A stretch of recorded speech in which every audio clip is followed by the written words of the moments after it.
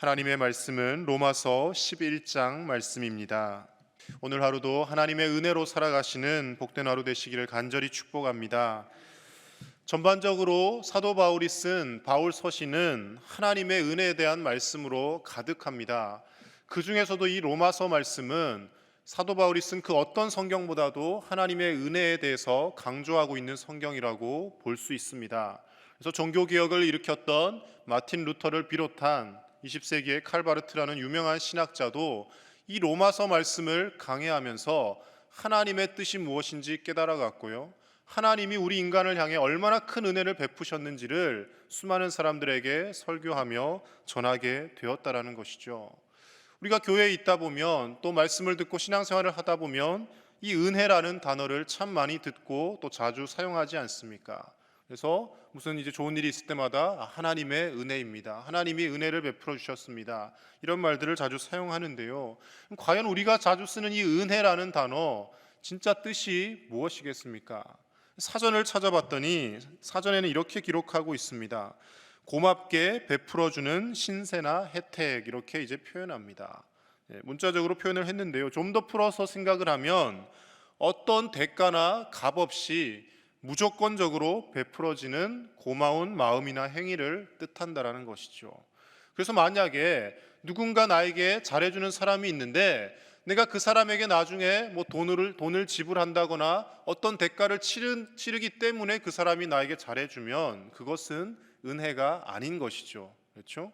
내가 아무런 것을 해주지 않았는데, 내가 저 사람을 위해서 무언가를 해준 것이 하나도 없는데 나를 선대해주고 나에게 고마운 행위를 베풀어 주는 것, 그것을 은혜라고 표현합니다.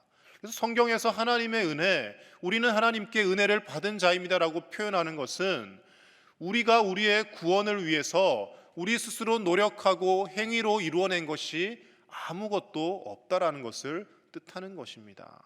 우리가 하나님 말씀을 오해하면 안 되는 것이요, 행위로 구원받지 않는다고 하여서 우리가 그러면 예수님의 십자가만 부르짖고 우리의 삶은 아무렇게나 살아도 되느냐, 그것을 말씀하는 것이 아니죠.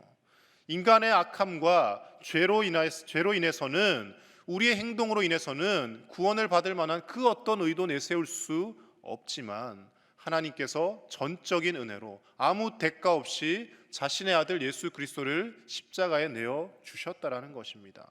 그래서 이미 우리는 아무 대가 없이, 조건 없이 그 예수님 때문에 구원받은 존재가 되었고요, 우리의 행위가 날마다 옳아져야 되고 의로워져야 되는 것은 이미 구원받았기 때문에 그 구원받은 신분에 합당한 열매를 맺기 위해서 우리의 행위가 날마다 성화로 나아가야 된다는 것입니다. 그래서 내가 교회 열심히 다니고 새벽기도 빠지지 않고 주일에도 열심히 예배 드렸기 때문에 하나님이 나를 구원해 주신다, 이것은 큰 오산입니다.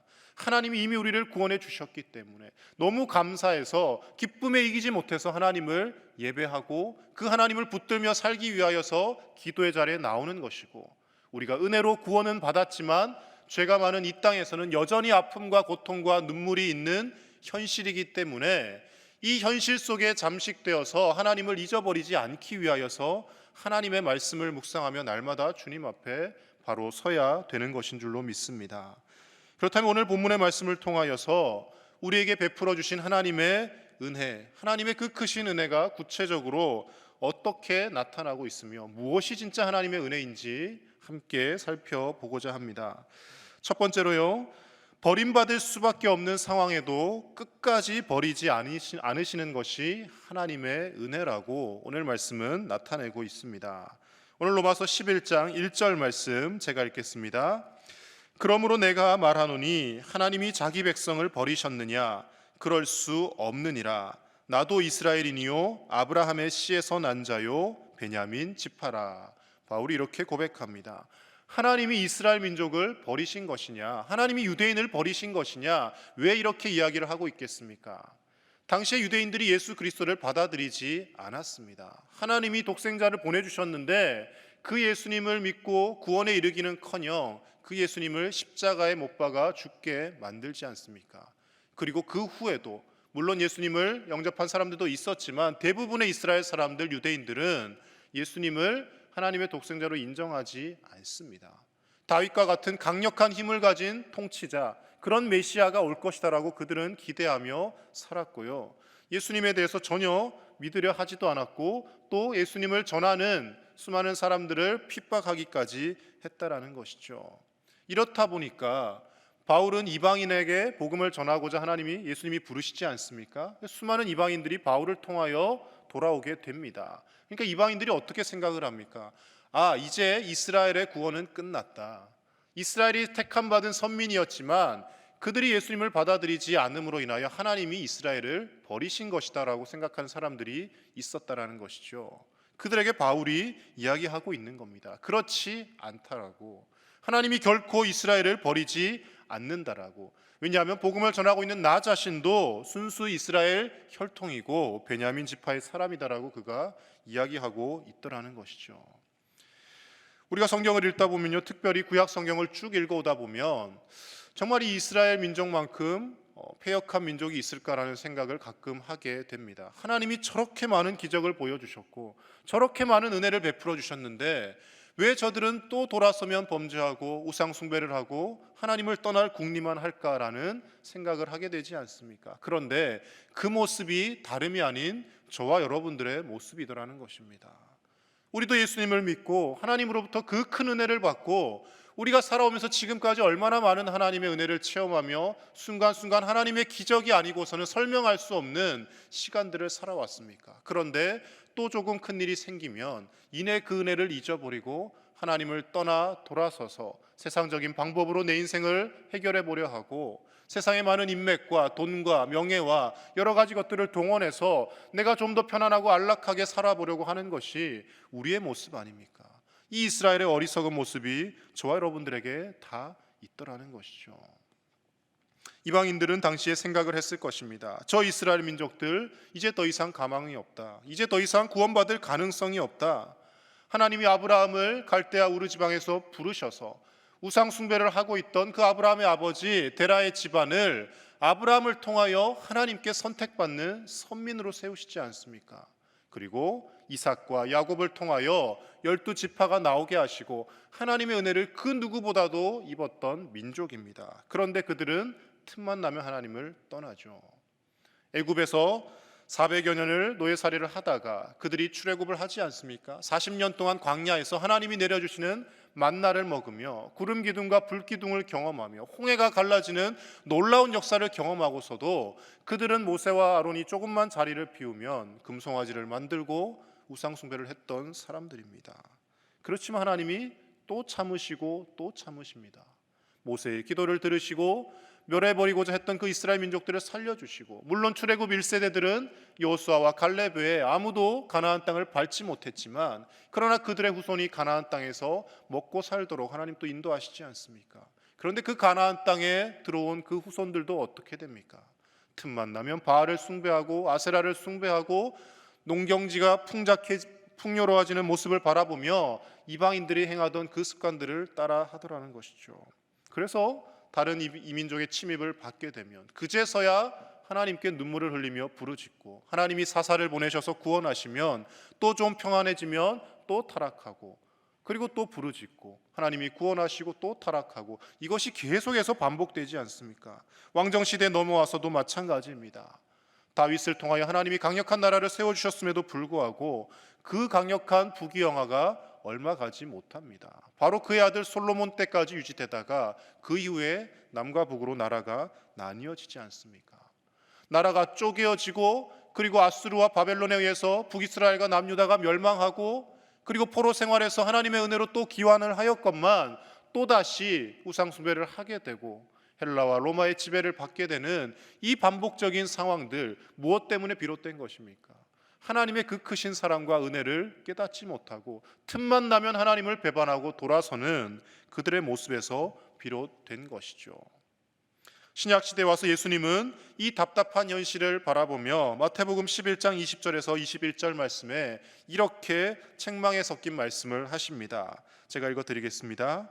예수께서 권능을 가장 많이 행하신 고을들이 회개하지 아니하므로 그때 책망하시되 화 있을진저 고라시나 화 있을진저 벳세다야, 너희에게 행한 모든 권능을 두로와 시돈에서 행하였더라면 그들이 벌써 베옷을 입고 제에 앉아 회개하였으리라 이렇게 말씀합니다. 고라시나 벳세다야, 예수님이 이 마을에서 수많은 기적을 보여주시고 병든 자를 살리시고 하나님의 은혜를 보여주셨건만 그들은 그것을 보고서도 회개하지 않더라는 겁니다. 이러한 기적을 차라리 이방인들이 사는 두로와 시돈에서 내가 행했더라면 그들은 이것을 한두 번만 보았어도 하나님을 찾고 회개하였을 텐데, 회개하지 않는 강팍한 그 이스라엘 사람들과 유대인들의 마음을 예수님께서 책망하고 있는 것이죠. 그러나 중요한 것은 그럼에도 불구하고 하나님께서 그들을 끝까지 버리시지 않았다라는 겁니다. 예수님을 유대인의 혈통으로 나게 하셨고 결국에는 이방인들을 통해서 이방인들을 구원하시고 그들을 통해 시기가 나게 하면서까지 결국에는 이스라엘 사람들도 구원하시겠다라는 하나님의 계획이 담겨 있더라는 것이죠. 사랑하는 여러분, 저와 여러분도 하나님의 전적인 은혜로 구원받은 자입니다. 그러나 때로는 우리가 그 구원의 은혜와 감격을 잊어버리고 우리 뜻대로, 우리 마음대로, 우리 생각대로 살아보려 할 때가 있습니다. 그러나 그럼에도 불구하고 하나님은 결코 저와 여러분들을 포기하지 않으십니다. 할 수만 있으면 어떠한 방법을 통하여서라도, 우리에게 때로는 악조건을 허락하셔서라도, 우리를 고통 가운데 몰아넣으셔서라도 우리가 하나님을 찾고 하나님께 돌아오기를 하나님은 원하시며 우리를 하나님의 품에 품어 주시기를 소망하시고 기대하시는 우리 하나님이신 줄로 믿습니다. 오늘도 그 하나님을 바라보며 내가 은혜 받은 자인데 과연 은혜 받은 자답게 합당하게 살고 있는지 우리의 삶을 돌아볼 수 있는 저와 여러분들의 삶이 될 수 있기를 간절히 축복합니다. 우리도 우리의 삶과 행위만을 바라보면 어찌 보면 이 이스라엘 사람들과 다를 바가 없고 하나님이 우리를 버리셔도 아무런 변명을 할 수 없는 존재이지만, 그러나 하나님은 마치 견인차가 고장난 차를 견인해 가는 것과 같이 저와 여러분들을 하나님의 은혜의 손으로 붙드시고 오늘도 우리를 끌고 가시며 우리의 뒤에서 밀어주시며 우리의 인생길에 함께 하셔서 우리와 동행하고 계시는 줄로 믿습니다. 그 하나님의 손길을 바라보시며 어렵고 힘든 이 코로나 상황 가운데서도 하나님의 은혜를 감사하며 찬송하며 살아가는 저와 여러분들의 삶이 되시기를 간절히 축복합니다. 두 번째로요, 실패와 불순종, 시기와 질투까지도 구원의 방편으로 사용하시는 것이 하나님의 은혜라고 오늘 말씀은 나타내고 있습니다. 우리 11절 12절 말씀 같이 한번 읽어보겠습니다. 그러므로 내가 말하노니 그들이 넘어지기까지 실족하였느냐? 그럴 수 없느니라. 그들이 넘어짐으로 구원이 이방인에게 이르러 이스라엘로 시기나게 함이니라. 그들의 넘어짐이 세상의 풍성함이 되며 그들의 실패가 이방인의 풍성함이 되거든 하물며 그들의 충만함이리요. 아멘.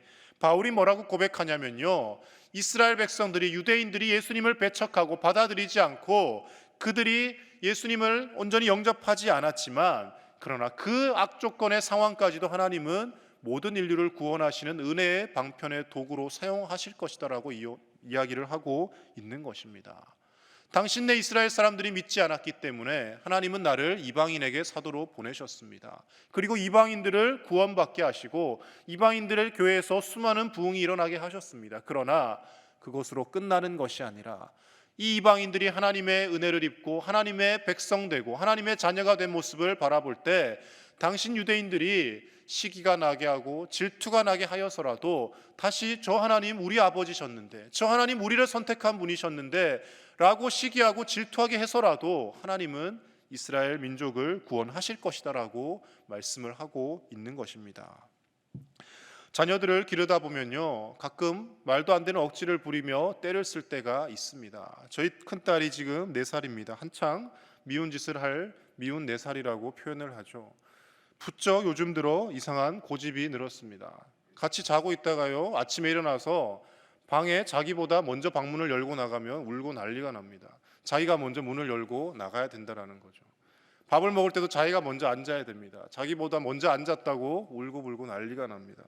말도 안 되는 억지를 부리는 거죠. 밤에도 잠을 안 자려고 10시가 다 됐는데 계속 더 놀 거야 그러면서 억지를 부립니다.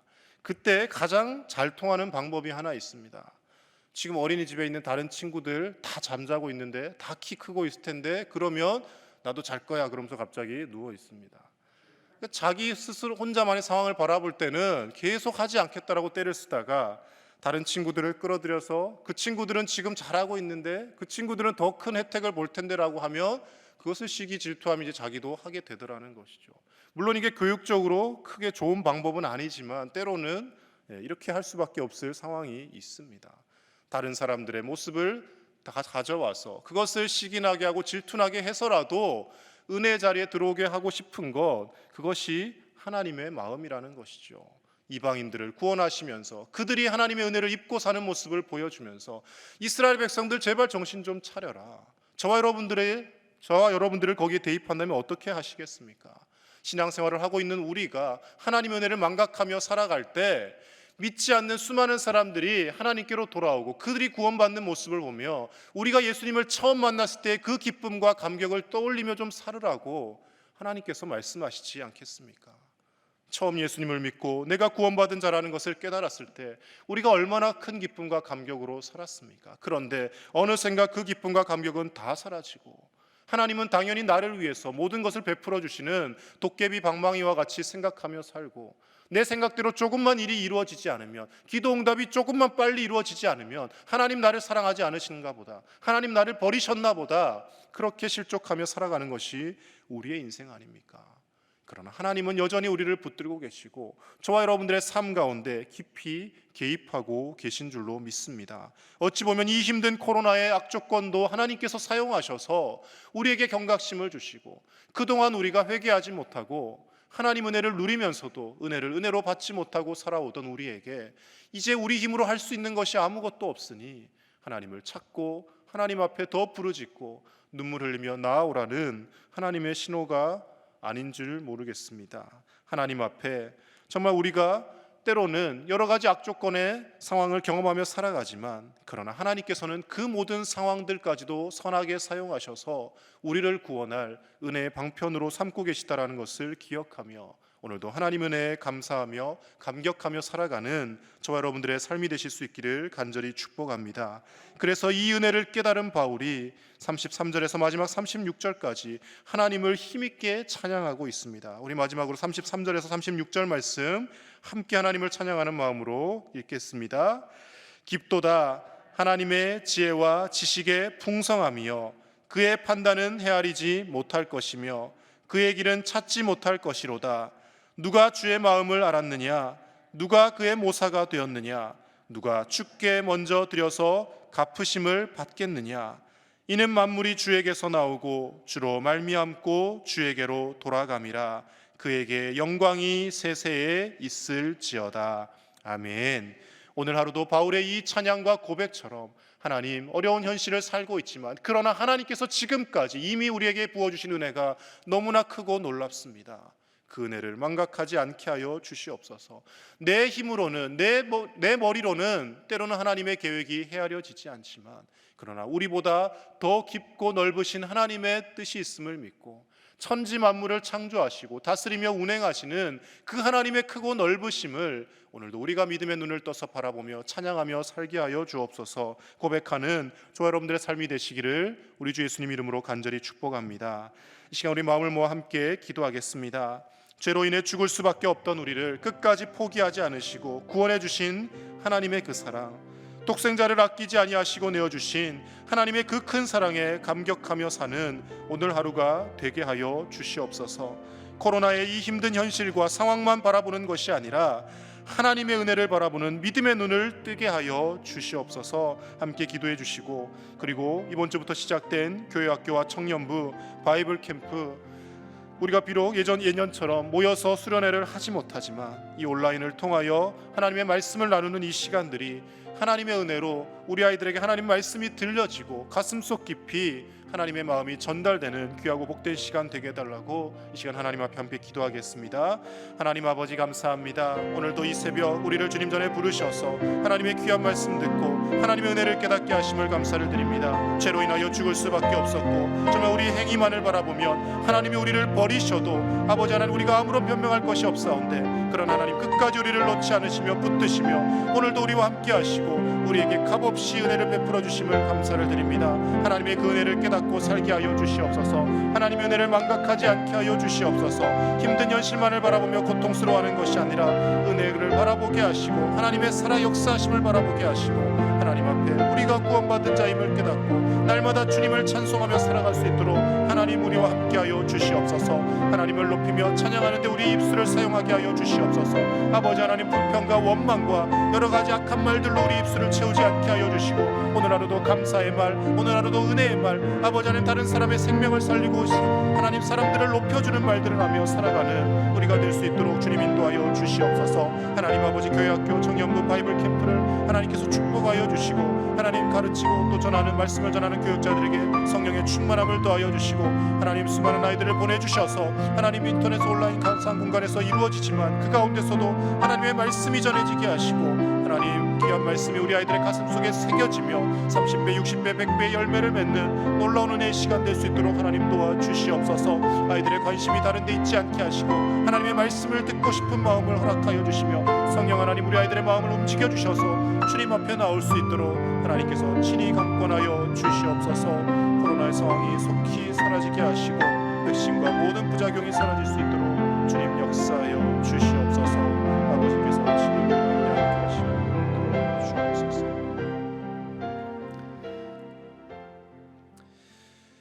하나님 아버지, 하나님의 그 크신 사랑과 은혜에 감사를 드립니다. 죄로 인하여 죽을 수밖에 없던 우리를, 우리의 행위만을 바라보면 하나님 앞에 그 어떤 것도 받을 수 없는 우리의 모습이지만 하나님께서 값없이 우리를 구원하여 주시고 하나밖에 없는 독생자를 십자가에 내어주시기까지 우리를 사랑하셨음을 바라볼 때 우리는 하나님을 찬양하지 않을 수 없는 줄로 믿습니다. 오늘 하루도 하나님 아버지의 그 크신 사랑과 구원의 감격에 휩싸여서 하나님만을 찬송하며 살아가는 우리가 되게 하여 주시옵소서. 코로나의 힘든 현실 바라보며 원망과 불평으로 우리 입술을 채우는 것이 아니라 하나님의 구원의 손길을 바라보며 하나님의 능력을 찬송하며 살게 하여 주시고 세상 사람들이 다 우리를 조롱하고 비난하고 하나님의 이름을 망령되이 일컬을지라도 우리는 하나님의 은혜를 깨달은 자로서 하나님을 높이며 예수 그리스도의 그 사랑을 전하며 우리의 착한 행실을 통하여 수많은 사람들을 주님께로 인도하는 삶을 살 수 있도록 하나님 우리를 복의 근원으로 사용하여 주시옵소서. 교회학교 청년부 바이블 캠프가 진행 중에 있습니다. 사랑하는 우리 다음 세대들의 마음을 주장하여 주셔서 하나님의 말씀이 들려지게 하여 주시고 그 말씀이 가슴속 깊이 새겨지게 하여 주셔서 하나님 아버지 젊은 이 시대에 하나님의 말씀으로 가치관을 바르게 세워가게 하시고 사회의 타락한 문명에 물들어 사는 것이 아니라 하나님의 말씀에 취해 살게 하여 주시고 하나님 앞에 기도하는 영혼들 되게 하여 주시며 하나님의 은혜와 감격의 순간에 휩싸여 살아가는 우리의 자녀 손들 다 될 수 있도록 하나님 함께 하여 주시옵소서. 코로나19가 속히 소멸되게 하여 주시고 보급되고 있는 백신들의 부작용이 사라지게 하여 주시고 하나님의 은혜로 다시금 자유로운 일상과 하나님의 은혜로 다시금 자유로운 예배가 회복될 수 있도록 주님 도와주시옵소서. 감사를 드리며 우리 주 예수님의 이름으로 기도드립니다. 아멘.